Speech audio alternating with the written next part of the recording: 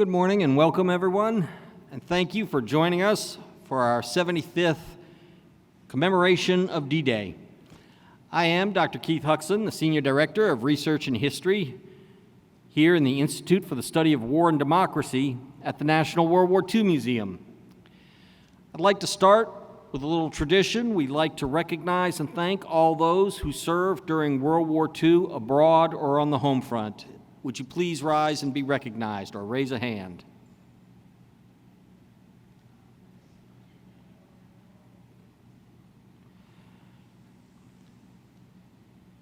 Any Holocaust survivors, out of curiosity? I see someone, okay, please wave your hand.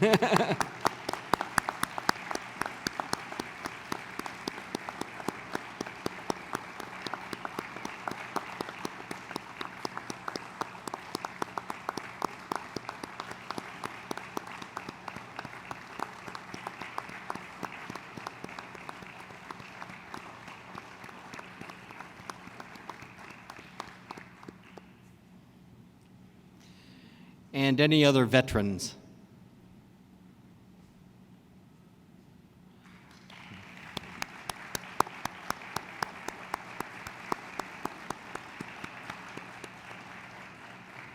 Thank you for your service. Today's program would not be possible without the generous support of our sponsors. A special thank you to D.G. Yingling and Son Incorporated, America's oldest brewery, family-owned and operated since 1829, celebrating their 190th year. RPM Pizza, the largest Domino's franchise in the United States, located in Gulfport, Mississippi. Louisiana Fire Extinguishers Incorporated, a one-stop specialist in the prevention, detection, and extinction of fires. And the Navy Federal Credit Union, with 8 million members, striving to serve and enrich the lives of those in the military community. Today, it's my pleasure to welcome Colonel Kevin W. Farrell as our first speaker today. Colonel Farrell spent over 30 years in uniform and has led American and Allied soldiers in combat in 3 different conflicts. A 1986 graduate of the U.S. Military Academy at West Point, New York, he served as an armor officer and commanded at the platoon, company, and battalion levels. Colonel Farrell has held a variety of leadership positions in the United States, Europe, and the Middle East, including advisor to the Afghan National Army in Palachorki, Afghanistan, and most significantly as the commander of a 1,000-soldier combined arms battalion conducting extended combat operations in East Baghdad, Iraq. He also served on senior-level staffs in Germany and the United States, including an international posting to the George C. Marshall European Center for Security Studies in Garmisch-Partenkirchen in Germany. Colonel Farrell's most recent military assignment was Chief of the Military History Division at the U.S. Military Academy at West Point, New York. His military decorations include the Legion of Merit, the Bronze Star, and the Combat Action Badge. He possesses the MA, MPhil, and PhD degrees from Columbia University in New York. Colonel Farrell's most recent book is The Military and the Monarchy: The Case and Career of the Duke of Cambridge in an Age of Reform. A recognized authority on leadership and military history, Colonel Farrell has authored numerous journal articles and book chapters, edited 2 books, and appeared frequently as a featured expert on documentaries aired by PBS and the History Channel. Recipient of the Country Day School Distinguished Alumni Award, he served as the senior military advisor to Hollywood actor Brad Pitt for his World War II drama, Fury, released in 2014. Kevin is the Chief Executive Officer of Battlefield Leadership, LLC, a multi-million-dollar company that provides leadership programs for corporate executives. He lives with his family in New Windsor, New York. Today, Colonel Farrell will be speaking with us about the leadership lessons of D-Day. Please join me in welcoming Colonel Kevin Farrell. Thank you very much. Thank you, Doctor, for that all too kind introduction. Up front, I can put everyone at ease. Do not worry that I'm going to go over my allotted time. After this, I'll be leaving. My wife will kill me if I don't leave on time because my daughter's getting married this weekend. So the house is filling up already with guests. It's kind of interesting, just as an aside, my oldest daughter, she's a school teacher in South Carolina, or was, and her fiance, soon-to-be husband, is a West Point graduate, an armor officer, a tanker, and a history major. So it's kind of interesting to think, wow, 29 years. My wife and I often joke, we hope she loves him as much as we do. So there it is.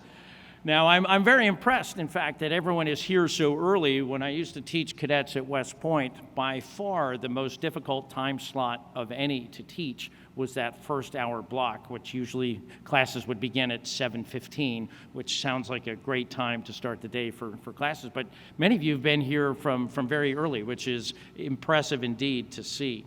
And I want to pause and just take a moment to express my thanks to the World War II Museum and to all of you for taking the time to commemorate this great day in our history and really in world history.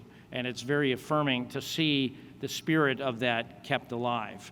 When we think about it, we can't help but reflect that what we are experiencing today is very similar in a lot of ways to an event that took place almost 81 years ago, not too far away in Pennsylvania at Gettysburg on July 3rd of 1938. And there gathered about 400,000 people to commemorate the 75th anniversary of that great battle, of that great war that was the turning point of the American Civil War, the war that defined our own history and changed the course of world history.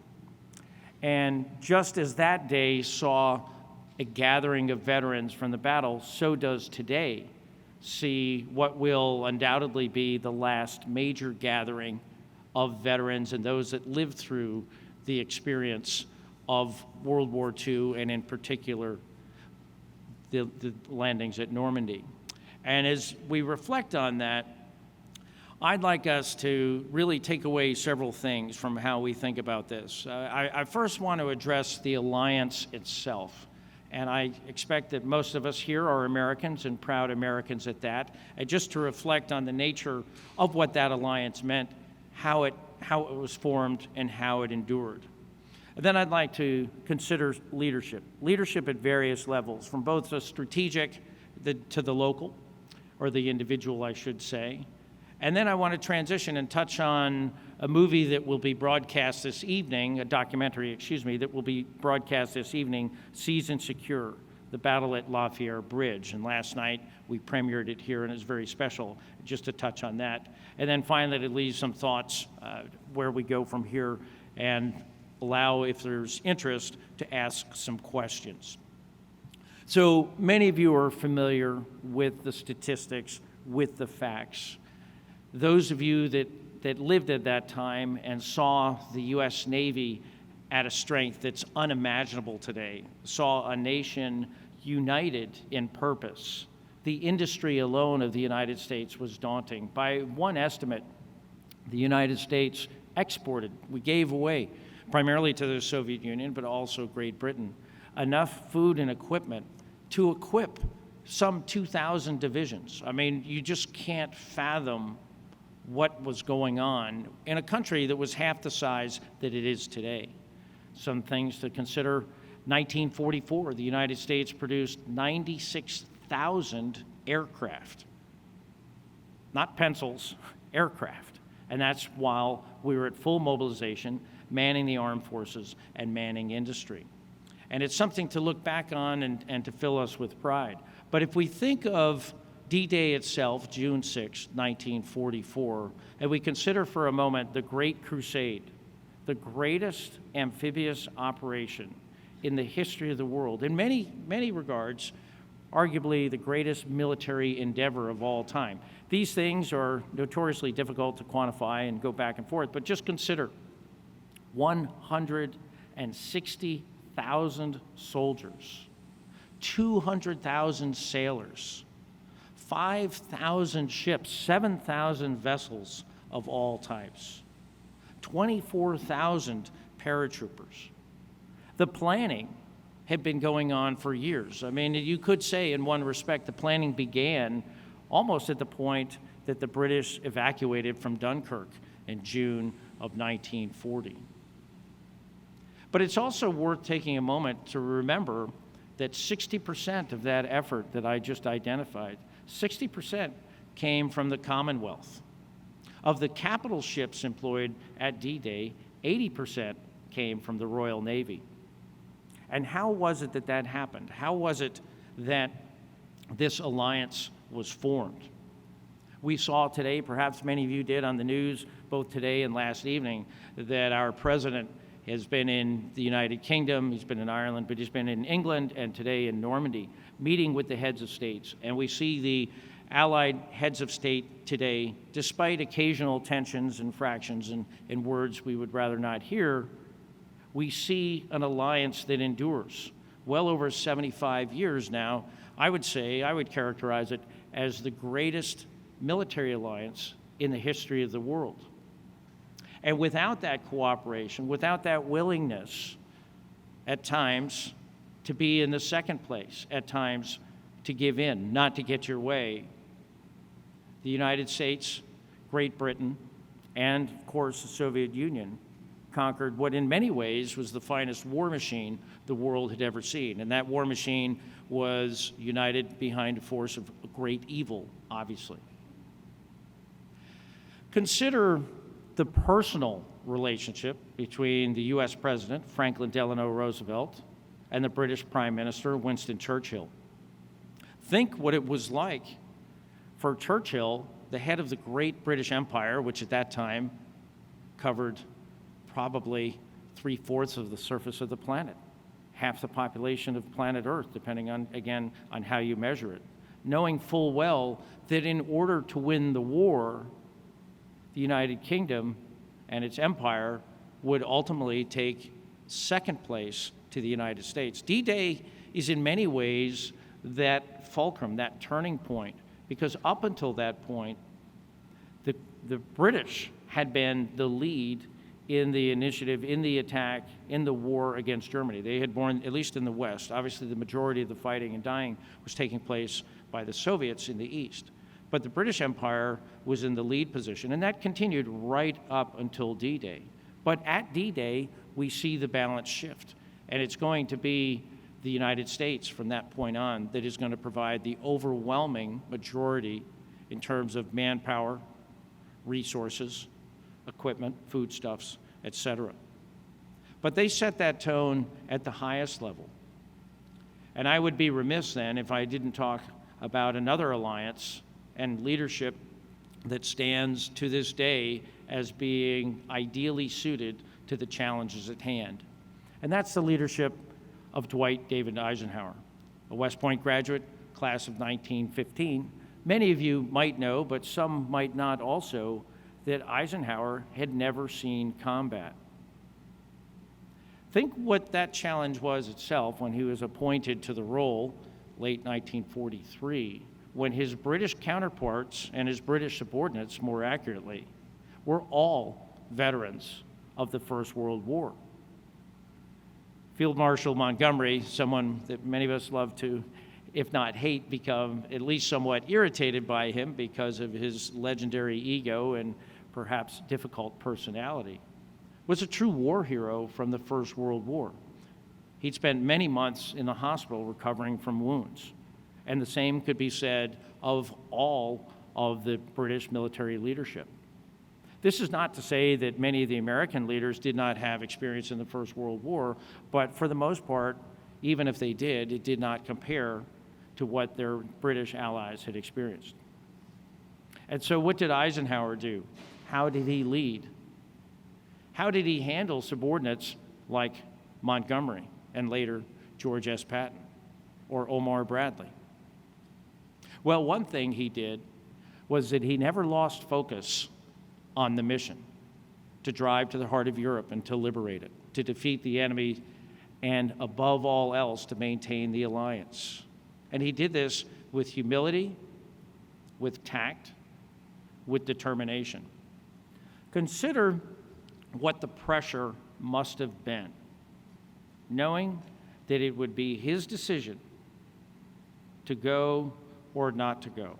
And once that decision was made, he's effectively powerless. He could make additional decisions, of course, but the overall fate of the success or the failure of the landings at Normandy would no longer be in his hands.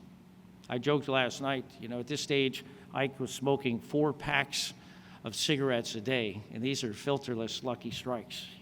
That's a pretty impressive achievement. But he's under such enormous strain. And yet there's an interesting episode. Again, some of you might be familiar with this. Several days afterwards, his aide took his Ike jacket out for cleaning and found in the pocket a handwritten note that Eisenhower had written. He, under the pressure, I'm sure, under the stress of the moment, he got the date wrong. He dated it May 5th, 1944, when he probably meant June 5th, 1944, the initial date that they thought the invasion would take place when it was postponed for the weather, as we all know. But in this handwritten note, he accepted full and complete responsibility for the failure of the landings at D-Day.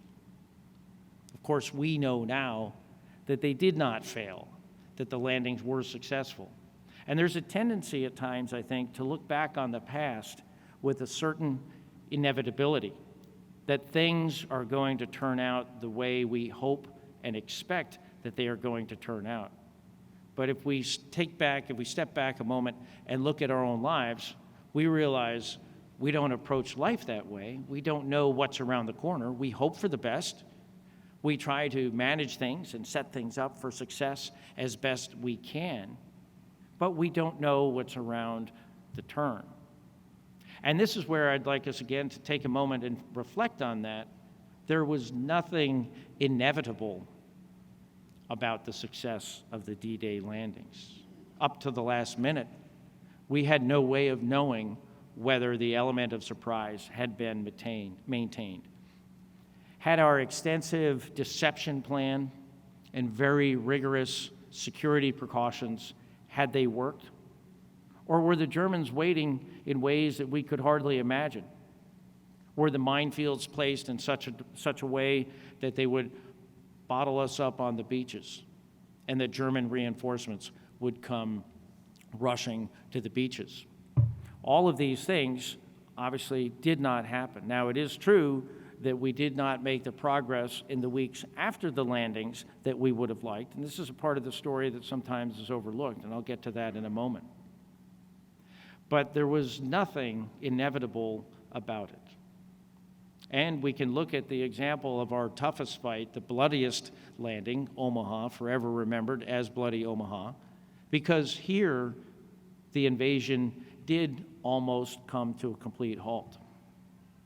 I'm sure everyone in this room holds D-Day in special reverence. I know in my case, it was from my earliest memories, because my dad, he joined the Army right after graduating high school, right after D-Day, caught the tail end of the war. But his close friend from high school in Plattsburgh, New York, Eddie Ransom, graduated the year before. And Eddie was in the 29th Infantry Division and is in the Wall of the Missing at Normandy because his body was never recovered. And my dad's last discussion with him was when he went off to basic training. And from my earliest memories, this was a family connection and a close friendship that made D-Day something real and something tangible. Those of us of a certain age will probably recall growing up in the neighborhood that it seemed like every dad in the neighborhood was a veteran of either World War II or the Korean War. That obviously is no longer quite the case. But unlike other episodes perhaps in our history, I have no doubt that the significance of the Second World War will endure long after it fades from living memory. And that's because, again, as I started with, the magnitude of the endeavor. And certainly there were mistakes and there was injustice and there were many things that were wrong at that time. But overwhelmingly, we can look back and reflect with pride on how the United States met a seemingly insurmountable challenge. It was shocked, surprised, December 1941, out of a slumber and way behind in the level of preparedness that it should have been given its economic strength and position. But getting back to the leadership, we can think about Eisenhower, his calm, determined, humble goodwill, his cheerful approach to leading the alliance forward. And think of his reaction when Omar Bradley, who at the time is a senior American ground force commander, of course, Montgomery was overall one thing that Eisenhower did so effectively is he picked Englishmen as key leaders in all of the domains, air, land, and sea. But when Omar Bradley is somewhere around 10:30 in the morning asking Eisenhower to suspend the landings in Omaha Beach because the landings had become so chaotic and it appeared that it might fail, Eisenhower said no. He persevered and he continued to make sure that the landings went on apace, and ultimately, because of junior leadership on the beach, because of small unit leaders, those at the non-commissioned officer and junior officer rank, took control. They brought order to the chaos, and they got a foothold. They got to the bluffs beyond Omaha Beach. Last night we talked at the screening of Fière Bridge. We talked about the landings at Utah. Of course, this is the westernmost of all of the 5 beaches where the Americans came ashore. The Americans had obviously Omaha and Utah Beach, the 2 westernmost beaches. And again, this was a very risky endeavor that went very well, fortunately, almost, I say almost, of course, almost unopposed. But this too was something that hung in the balance, and there were mistakes, and there was a decision on the ground. Even though the landings hadn't quite taken place exactly where they were, we will make the most of it and press on. In the film and the documentary, we encountered the leadership of Matthew Ridgway and James Gavin, Jumpin' Jim Gavin, who were the commanding general and deputy commanding general, respectively, of the 82nd Airborne Division. And I'll talk about Fière Bridge in a moment. But what we see here is a rather remarkable situation where general officers are literally in the thick of it, in combat, in brutal firefights, present with their men many levels down in the organization, demonstrating the best type of leadership by example. You're all familiar, I'm sure, with the almost unbelievable feat at Pointe du Hoc, where the Rangers scaled the cliffs and the German defenders above were waiting for them, and the first sergeant of one of the companies was a friend of mine, Len Lomel, who was larger than life. And it's just incredible to see such fortitude and determination in the face of what would be terrifying, I think, to just about anyone. I mentioned also last night a name that should be better known, and hopefully the film will help, the documentary will help make it better known, and that's Major Frederick Augustus Caesar Kellum. Kellum is not a household name, but the bridge, Fière Bridge, has been renamed in his honor. He was a graduate, West Point graduate, class of 1936, and there are some 47 classmates of his that went on to become general officers, and several of them are household names and worth a mention. One of them is William C. Westmoreland, who would become the commanding general of our entire effort in the Vietnam War, and later Chief of Staff of the Army. Another was Creighton Abrams, a tanker, a hero of Bastogne, the Battle of the Bulge. He too would lead our forces in Vietnam, and he too would become the Chief of Staff of the U.S. Army. And the main battle tank of the U.S. Army today, the M1 Abrams, is named in his honor. Another famous and distinguished graduate of that class, Benjamin O. Davis, Jr. His father was the first African-American general officer in the history of the U.S. Army, and General Davis, his son, was the second African-American general officer. He'd go on to the rank of general in the Air Force, and he might be familiar to you for Tuskegee Airmen and his success as first in the Army Air Corps as a pilot and then later in the U.S. Air Force. But Major Kellum, who was a graduate of that class, his life stopped short on June 6th. He was a battalion commander of the 1st of the 505th Parachute Infantry Regiment in the 82nd Airborne Division. Their role was to seize and retain this key juncture that allowed egress off the beach. And while leading his men up front in their presence, he was killed by enemy mortar fire. And his father had been a West Point graduate. He was born in the Philippines. And you just stop and think, here is one example of so many that are lost to us, but the almost 10,000 that are buried in Normandy, the 4,400 that died on this one day alone, and the 400,000 or so servicemen that were killed in both theaters in the Second World War. Their stories stopped then, and all of us are grateful and fortunate that the other lives continued and the success that went on. As we think about this new documentary, Seize and Secure, and I do hope that you'll have the opportunity to watch it this evening, if time permits. It's on PBS. It'll premiere at 9 o'clock Eastern, 8 o'clock Central, and it'll be nationwide. It's not the Band of Brothers, and not in any way to knock the Band of Brothers, which is an amazing piece of history, an amazing piece of film work. This is something different. This is the voices of some of the survivors, of some of the participants at the battle themselves. In my introduction, Keith was kind enough to mention a former role that I had. I've been asked, what was it like to work in a Hollywood film? I served as a senior advisor to a film that came out in 2014. It was called Fury. It was a commercial success. I think it was a critical success. And there were many things about it that pleased me.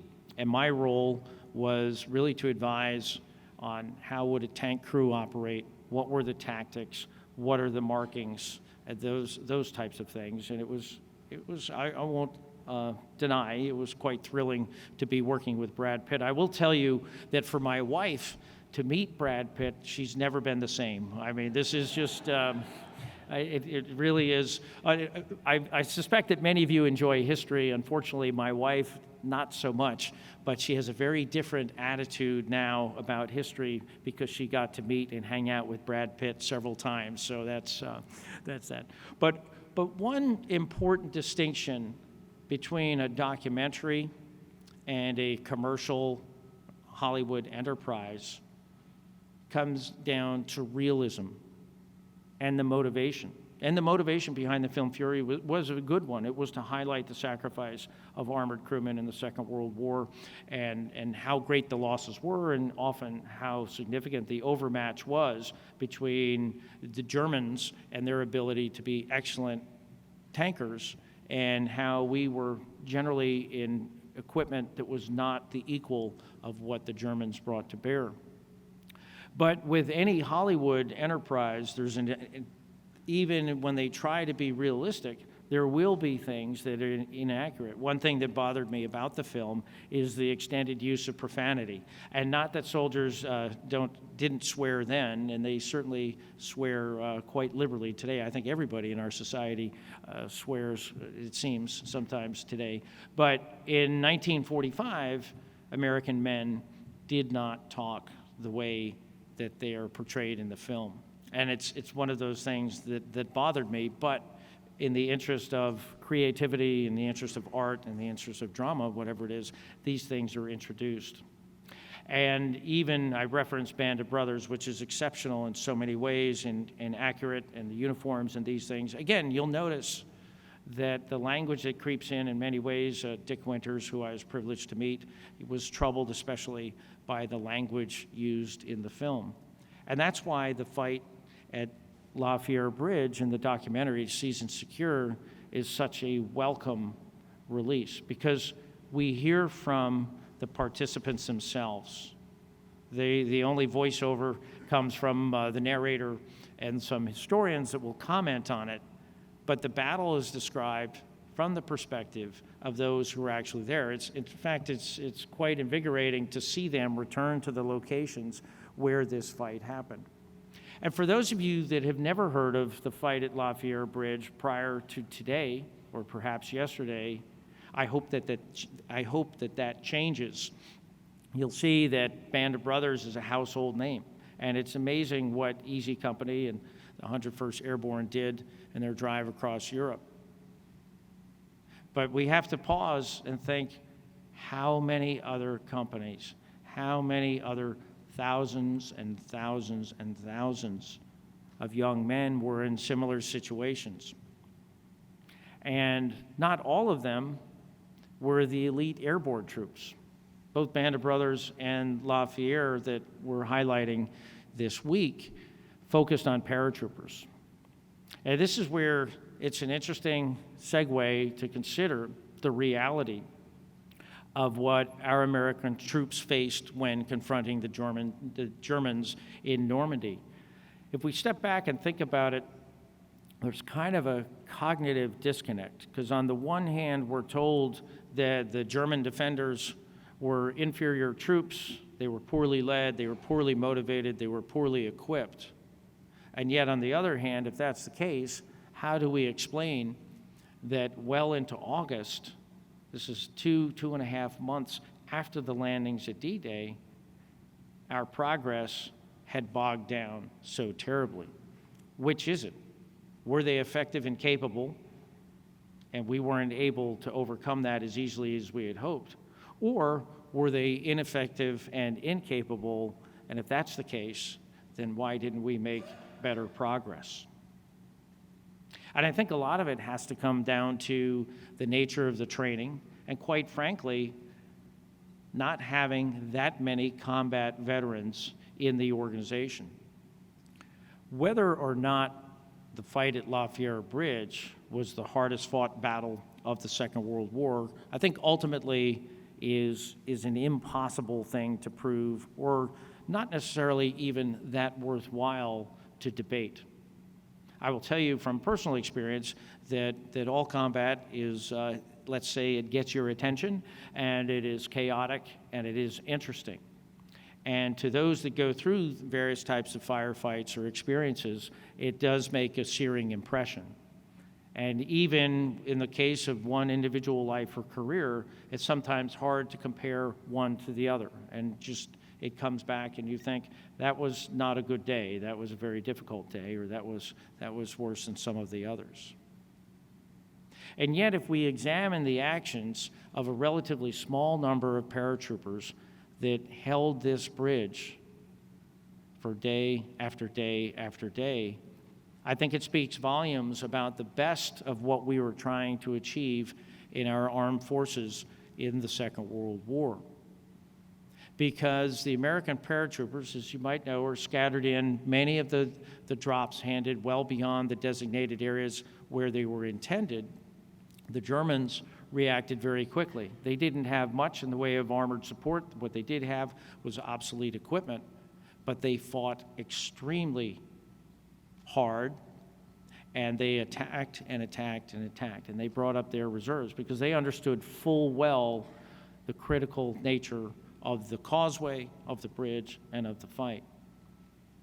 And when we think about that so many of the Germans that were fighting, at least the German non-commissioned officers and their officers that were fighting the Americans there, they were veterans of multiple campaigns. The 82nd was unlike the vast majority of units in the U.S. Army at that time in that it did have significant numbers of combat veterans. The 82nd had conducted combat operations. They had live engagements both in Sicily and in Italy prior to this, but they were the exception. Similarly, they were the exception compared to a lot of the other American units at that time, especially in the infantry branch, because they were all volunteers. They had volunteered to go to airborne school, and they had volunteered to serve in this unit. One thing that is often forgotten is that almost 2/3 of Americans that served in the Second World War were drafted. They were conscripted. They did not necessarily volunteer. In no way does that diminish or change the nature of their service, but it is something to reflect upon, that many said, I will do my duty when it comes, and they did it, and they did it nobly. But in the 82nd, with these paratroopers, you see that they had volunteered again. They also were imbued with the spirit of initiative, with the sense that if no one is in charge, I will step up and take charge of the situation myself. And this is a lesson that took longer, I think, than it should have to permeate through the ranks. Because when you consider the 90-plus divisions that the U.S. Army raised in the course of the Second World War, we are starting in many cases from scratch. At the start of this, prior to the start of the Second World War, the size of the U.S. Army was smaller than that of the country of Romania. We were the 12th smallest army on earth. And you think expanding that quickly would be extraordinarily difficult to do. At the same time, as I mentioned earlier, the massive industrial buildup, we were the arsenal of democracy. We were not just equipping ourselves, but we were equipping to a very significant way, not just the United Kingdom and its empire, but also the Soviet Union, and then later on, a free French army. I think as we look at why this fight at La Fière is worth remembering is because, above all else, it's individual. Sometimes when we try to think of 5 beaches, 160,000 soldiers, 200,000 sailors, 9 divisions, 24,000 paratroopers, we can get lost in the statistics. And we can lose sight of the fact that every single one was an individual. Just as all the Stars of David and crosses that are on Omaha Beach and all of our other military cemeteries represent an individual life, a father, a son, a brother, that was loved, that was forever missed and remembered until the loved ones themselves passed. And I think when we look at the faces of the then older men, and they're all gone but one now, that fought at La Fière Bridge, we can see the younger versions of themselves and imagine what was it like to jump out of that C-47 into the darkness, not knowing what you were going to face, and then to land, oftentimes, to land in areas that were flooded, to struggle, to get the chute off, to get the harness off before you drowned, and many did drown before this happened. Or would you be shot on the way down? Would you break an ankle? Would something happen? Would the glider that you'll see if you watch the documentary, Bud Olson talks about how it came down and there's such a hard landing. The nose of the glider came off, and every single individual on that glider was killed in the crash, except for him, and he was seriously injured. And you stop and think about that, and you think, my goodness. And this is just day one. This is just the first day of a long 10 months to come in the Eastern Theater, in the European theater, excuse me. And so that's, for me, why the Seize and Secure documentary matters, because it helps us understand, I think, in a more intimate way, one of the toughest fights that we'll see. Most of those that took part in the D-Day landings did not see action that day. It was a minority, a distinct minority that saw combat that first day. And that can sometimes skew us as to the reality of what the experience is like for all who are involved. Everyone there is trying to do their duty. Not everyone, strangely enough, though, we sometimes have to remind ourselves of this, not everyone measures up. If you watch the documentary, you'll see that there's one individual, Lieutenant Colonel Carroll, who is a commander who essentially refuses to lead an attack, to commit the attack. And whether or not it's battle fatigue, whether or not he was injured in the glider when he came in, all of these things are a matter of debate and discussion, and we'll never know for sure. But he was relieved on the spot. He was fired. And that's something else to consider, because when we think of those that do measure up and that do act so courageously and so bravely, we have to remind ourselves again that this is not always the case, and it makes it all the more exceptional. I remember in my own experience being very surprised at some people that would say, enough, I don't want to do this anymore, who in a peacetime environment or a garrison setting or a training environment, you would expect that this would be the biggest killer out there. This would be the biggest snake eater, the biggest firebrand, and yet they had a breaking point. And then others whom you might think, wow, this person isn't necessarily setting the world on fire. They would go out and see combat engagement again and again and again and see the most horrific things and not be fazed by it at all. And so if you have the opportunity to watch Season Secure, take a moment to reflect on these individuals and their humility, because that's one thing that will definitely come out, is the humility of those that saw so much. That's something that struck me. I remember my dad always saying, the more they talk about it, the less they actually saw. And it's true. Many of you probably that had veterans or have veterans in your family, especially for the Second World War, probably have a similar experience, that they really didn't want to talk about it much. Sometimes later in life they would talk about it. Maybe when they gathered with their old friends and their buddies, or a reunion, they would talk about it amongst themselves. What I've found also, more often than not, is that the humor, the jokes, the funny things that happened, even in the darkest hours, that's what kept them together. You see that humanity, that the human spark never being snuffed out. But it's just something to think about, and I didn't mean to go off in a diversion like that. I certainly want to allow time for questions or comments before I finish my formal portion. But I'm going to close with this. As we think of this day, June 6th, 2019, 75 years after the greatest amphibious operation in the history of the world, and we are blessed, we are privileged to have amongst us veterans of that war. I think that D-Day and the celebration of D-Day is more than just D-Day itself. It is our World War II national holiday.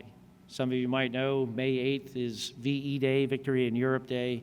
September 2nd, 1945 is the date that we signed the agreement with Japan. Japan signed the unconditional surrender. Those dates don't necessarily have the national recognition that I would argue that they deserve, but you'll see in Russia today, May 9th, which is their war celebration day, the Great Patriotic War as it's known there, it's still a tremendous holiday. If you go, even in the former Soviet republics, but certainly in Russia, the first thing that newly married couples will do is go to the World War II memorial. It's still alive, it's still fresh in their memory, and that's understandable given that their sacrifice was probably 50 times as great as ours in terms of losses. But for us, we don't celebrate the end of the war. We do remember Pearl Harbor, of course, and that awakens our national consciousness every year, and we'll reflect on it. But I think that there is no date from the Second World War that makes us think about the war as a whole than D-Day, because the images are so real. We can see the landing craft opening. We can see the infantrymen going across the beach. We can see the vast armada of ships and the fleet of aircraft in the skies. And I think that's a good thing. I think it is okay to associate D-Day with the larger enterprise because it represents the very best of what our country has to offer. It wasn't perfect. There were mistakes. There were many challenges. And the fight was far, far from over. In actual fact, it got bloodier. It got even harder as we went into the hedgerows until we were able to achieve a breakout, not till months after the landings.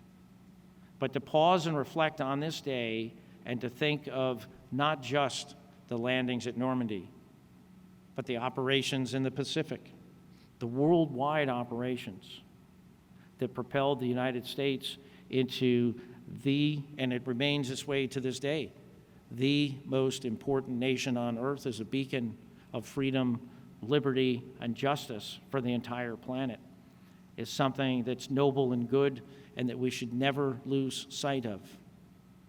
One thing that was very endearing and heartwarming last night at the screening of the film, there was a gentleman who happens to be working here in New Orleans, but from Holland. And he wanted everyone in the room to know how appreciative he was for the United States. For his father had been near death in a concentration camp until liberated by American soldiers just days before the end of the war. And I've personally experienced this many times. One of the best days of my life was taking my dad back to Europe the first time since the war, and we were in Belgium near the Battle of the Bulge, and a Belgian woman came up to him and asked in French if he was a veteran, and he said yes, and she kissed him on the cheek, and I think that was one of the greatest days of his life. And I think all of us as Americans owe obviously a collective debt to that greatest generation that sacrificed so much and did so much for us, but it should also propel us forward. Yes, we have challenges. Yes, there are disagreements, but it should never take away the fact that we are a great nation and we are a good nation and that the best days are yet to come. And if there's anything that this day will do, it should remind us of what we have achieved in the past and what we can do when we're a united people and focused on achieving great things. Thank you very much.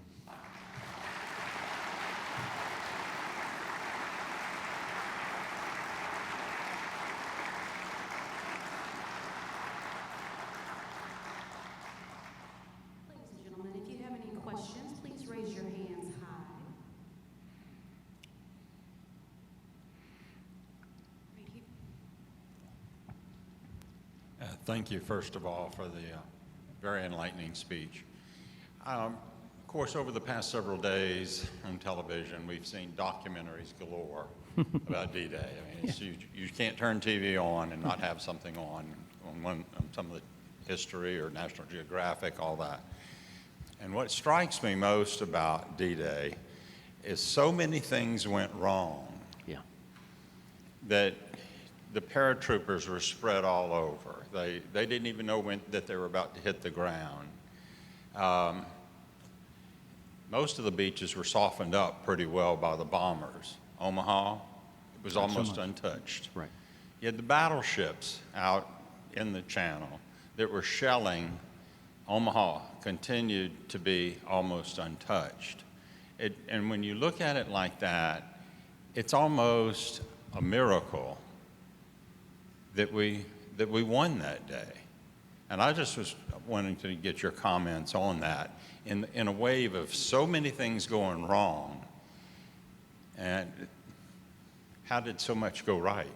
Yeah, I think it's a great point, and if you recall, one of my initial cautions was we look back on things, it's human nature to look back with a certainty, an inevitability that things are going to turn out a way, and it hinged in the balance many places, and things did go wrong. If we look at Sword Beach in the Commonwealth area, they were much slower with the armor, and the opportunity to seize Caen, the key city that Montgomery promised he would take within 24 hours. Obviously, it takes a better part of 6 weeks. So there are many mistakes. But how was it they were able to overcome those mistakes, I think, is the important thing. Eisenhower famously, and it's been attributed to others as well, said that planning is everything, but once the operation starts, the plan goes out the window. And I'm paraphrasing, but the idea is there's no excuse not to plan, to take into account every contingency that you can, but understand that once it begins, all types of unforeseen things are going to take place. I think, in short answer to your question, redundancy and mass, the fact that we had so much built up, almost we could lose significant amounts of material and men and still have sufficient assets to get a toehold on the shore. I think also if we think about what was cascaded through the levels of the chain of command, regardless of where you were in your respective organization, you knew what you had to do and you knew what had to happen 1 and 2 levels above you, and this was cascaded also 2 levels down, so that when key leaders were killed or wounded, others would step up to take their place. And the idea is we knew above all else we had to secure a foothold that first day. I think in terms of mistakes, though, there was probably not nearly enough attention applied to what happens next. What are the consequences going to be of the hedgerows? How will we get inland? What will happen in that regard? Now, another, not to play devil's advocate, but one of the best success stories that's little known that was crucial to the success of the entire landings, and we could not have done it had this not gone into place, the artificial harbors at Abrams. We created these, it was really Churchill's idea, the British, but these massive artificial harbors were floated across the English Channel, and these concrete structures were sunk, ships were scuttled. This created a breakwater, and then floating piers and docks were sunk into the floor of the channel, and from them, over 1 million troops were ultimately disembarked, and hundreds of thousands of vehicles and supplies. And the amount of planning that went into that is staggering. And it went off almost without a hitch. And then, of course, a massive storm came on June 19th and destroyed the one that was off Omaha Beach. But it was enough. But it's a great point. And yet, on the other hand, I would say that we should always expect with any military endeavor, except perhaps some highly specialized special operations, mistakes are going to happen. And the larger the numbers involved, you put all that heavy equipment and all of the ammunition, and then the human element and the weather, it's remarkable in another way that we're able to get it done at all, considering the complexity. But another question, sorry. Thanks. Colonel, thank you for being here and thank you for your service. One point I'm unclear on, well, I've got a 2-part question. Were most of the soldiers that went ashore that day, was that their baptism of fire? And I'll just leave it with that so somebody else can take it. It's an excellent question, and the short answer is the vast majority that went ashore that day, this was their baptism of fire. And this is a big dilemma for Eisenhower and really for all of the planners. And I will give you the comparison of the 29th Infantry Division, the blue and the gray, which is that was its nickname, a former National Guard division, because it had troops from both New England and the South, and the 1st Infantry Division, and this is the Big Red One. And the Big Red One, by this stage, in the European theater, was our most experienced, our most bloodied of all infantry divisions. Now, Eisenhower, the leadership knew that they needed combat veterans who had experienced the enemy, that knew what fighting the Germans would be like, and that would be able to function in a combat environment. But naturally, many of these soldiers were thinking, wait a second, we took part in North Africa, we've taken part in Sicily, isn't it time that someone else gets a chance to do this? And so the short-term solution was to partner really the 29th alongside of the 1st Infantry Division. The 29th went in, and as you might know, this is the scene of multiple disasters and mishaps. In some cases, landing craft, the drivers of the boats would be terrified of getting too close to shore, so they would open the ramps, and the soldiers drowned because they didn't get close to the beach. The communication, the breakdown, all of those things. But it was a dilemma. Short answer, the vast majority have not seen a shot fired in anger at this point. Thank you. Question to your right. Yes, hello. Part of the whole story of D-Day is how the date of the invasion was, tried to be a secret from the Germans. But how early did they realize that there was going to be an invasion and start trying to find out when it would be? On the German side is your point, right? Right. Right. So it's an excellent question, and the Germans are afraid or concerned of an Allied landing as early, really, as 1942. Without giving an extended history of the Second World War, we have to remember that until June 22nd of 1941, so this is a full year after the fall of France in June of 1940, for a full year afterwards, Nazi Germany and Stalin's Soviet Union are effectively allies. So the only country in Europe that is standing up against Nazi Germany is the United Kingdom. The United States was neutral at this point. When Hitler invaded the Soviet Union with some 169 divisions, 2.1 million troops, the largest invasion in the history of the world on June 22nd of 1941, this provided some breathing room, obviously, for Great Britain. But in no way was Britain prepared to launch an invasion back on the continent. Now, almost from the moment they left, the Brits, and then when the United States came in, the Americans thought, we will return to the continent of Europe. But practically, it just wasn't possible. If you think of it from the needs of landing craft alone, we didn't have them. On the other side, the Germans themselves, they had to fortify the coast, but while they were winning, which seemed very likely in 1941 that they would ultimately prevail, it wasn't a viable threat. In 1942, the campaign in the Soviet Union had bogged down significantly, and the Germans are losing 30,000 men killed every month. I mean, it is just a meat grinder for them. 80% of all German losses will take place in the East. Some 4 million soldiers will be lost from the German army in the East. The Western theater was in many ways for them a secondary theater, but they realized that if the Allies came ashore, that it would end the war far quicker than the Soviets could.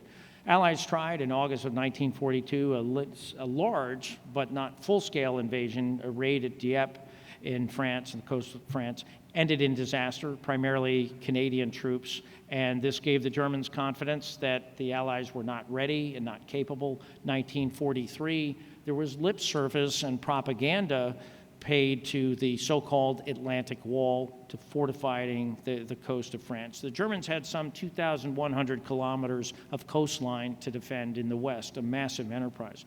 It's not until 1944, though, in January of 44, that Hitler and his leadership realized that now Allied might was such that an invasion is likely to come this year. And they expected it to be in the spring or the summer. But there were certain things that had to fall into place in order for landings to be effective. Now, they thought that the Americans would follow the practice that they had in the Mediterranean, that is to land at high tide. So they looked at sequencing of the phases of the moon with the tides. Of course, we changed course and decided we would land at low tide that would give us more space to get material and men across on shore. Then the element of weather. Obviously, the landings could only take place in relatively calm weather, which is why even in June, with the way the weather had been, the Germans thought, okay, we bought another few weeks, if not more. And then great radio security, a fake army that was a phantom army, if you will, commanded by George Patton in the southeast of England, all convinced the Germans that it was going to go somewhere else. And they thought the attack, and it was a logical assumption, would go the shortest distance across the channel toward Calais. And it isn't until several days after the landings that the Germans, in this case I should say, that Hitler accepts that this is the main landing and not a feint. But it's an excellent question. Hopefully that gave you enough information. So, thank you. Sir, could you tell us what the impact of General Marshall to the D-Day invasion would be and his role and support for the coalition forces? It's an excellent question, and I'm so grateful that you brought up George Catlett Marshall, VMI graduate, who I consider the unsung hero of the Second World War, arguably the finest Army officer the United States has ever had. He's termed the organizer of victory. Marshall was a veteran of the First World War, just an amazing officer in so many ways, and was crucial to American success as a planner and as a staff officer in the First World War. And he is the Chief of Staff of the U.S. Army. He acceded to the position. He became Chief of Staff of the U.S. Army on September 1st, 1939. And that is the very day that the Germans invaded Poland. And so you think of the magnitude that he faced.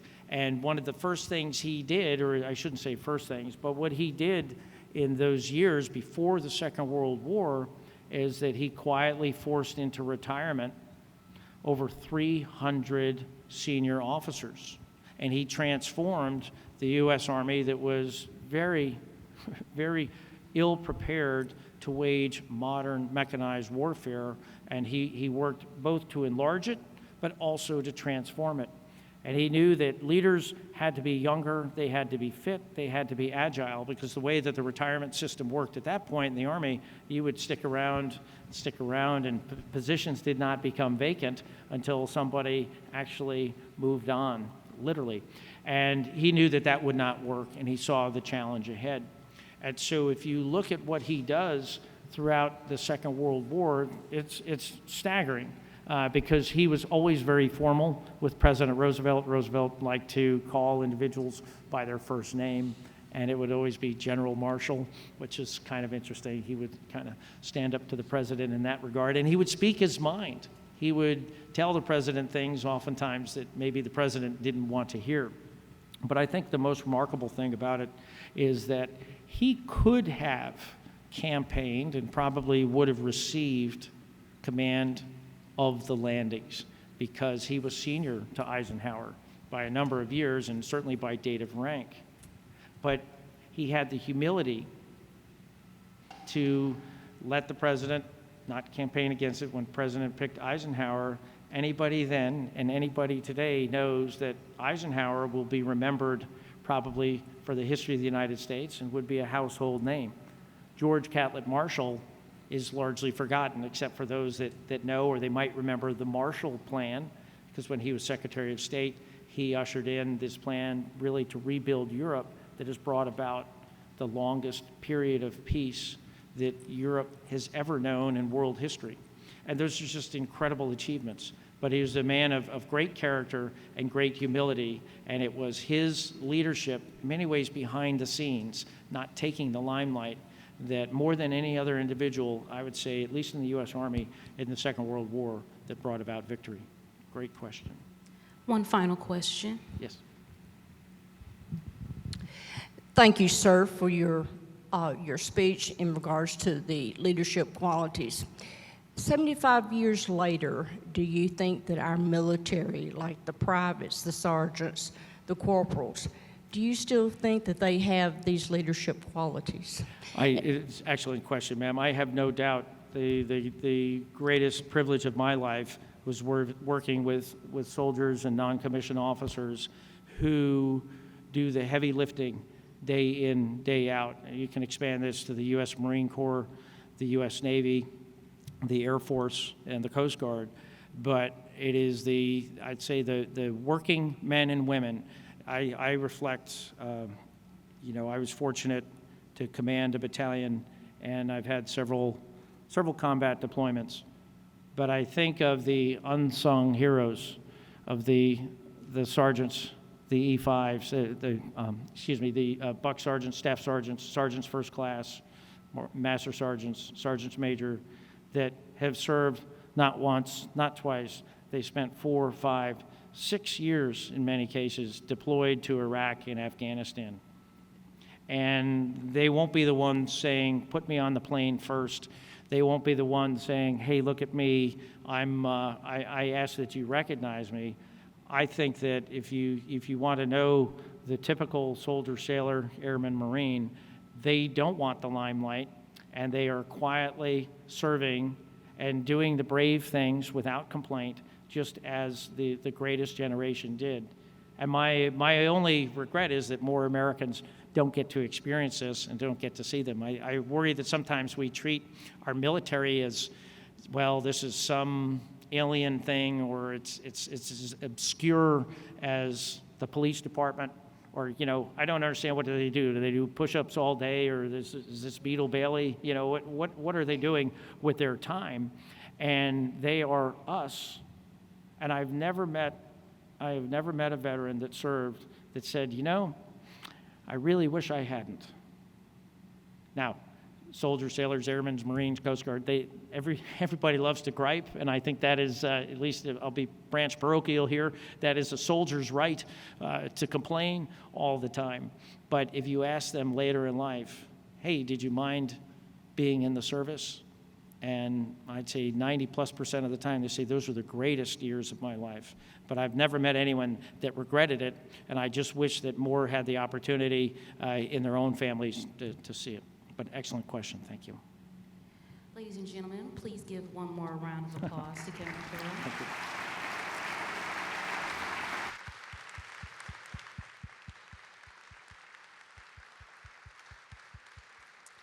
That concludes this portion of our D-Day events. Please rejoin us for the ceremony at 10:30. Thank you.